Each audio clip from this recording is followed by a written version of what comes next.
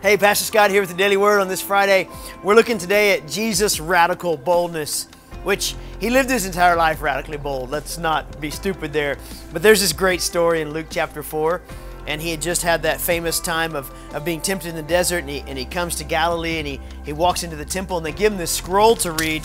And when we look at Luke chapter 4, he gets a scroll from Isaiah, and he reads it, and it says, "The Spirit of the Lord is upon me, for he's anointed me to bring good news to the poor. He sent me to proclaim the captives will be released and the blind will see. The oppressed are going to be set free, and the time of the Lord's favor has come." Then he rolls up the scroll in this moment I just wish I could have seen.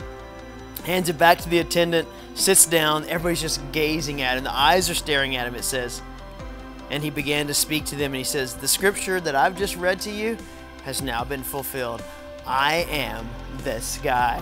And it's such a cool thing we read about this radical boldness. He was confident. He knew who he was. He knew what he came to do. He knew the time period he had, all of that.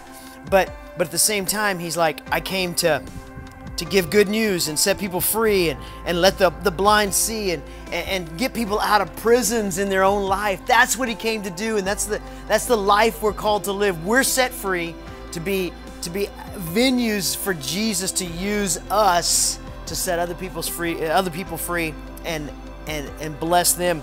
Goes on to say that the Pharisees, the religious leaders, were furious. They actually pushed him to the edge of a cliff. They were going to push him off the cliff because they were so mad at him. And he slips right through, it says in verse 30, passed right through the crowd and went on his way. See, radical boldness is going to make you stand out.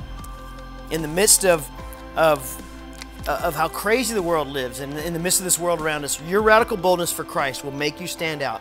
So, a question for you and for me: are we standing out? Not standing out because we're amazing, standing out because we stand for the gospel and stand for Jesus, and we don't look like the world around us.